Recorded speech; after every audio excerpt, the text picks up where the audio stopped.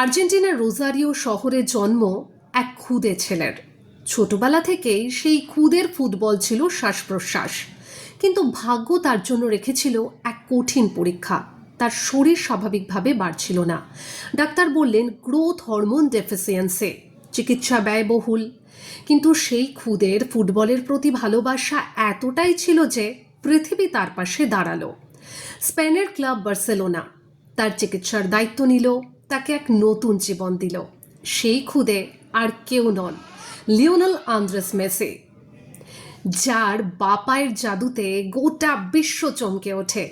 পৃথিবীর ফুটবলের ইতিহাসে সব থেকে চর্চিত, সব থেকে আকর্ষণীয় জাদুকর লিওনেল মেসি, যিনি বলকে নিয়ে শুধু খেলেনই না, বলকে নাচিয়ে তোলেন তার বাপায়ের জাদুতে।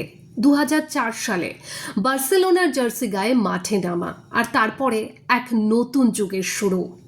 চ্যাম্পিয়ন্স লিগ, লা লিগা, কোপা আমেরিকা, একের পর এক শিরোপা যেন তার কাছে ছুটে আসতো।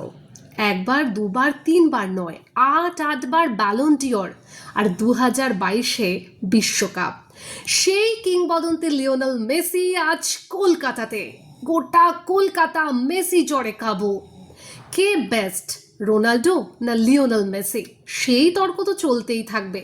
তবে আজ কলকাতা মেসিময়।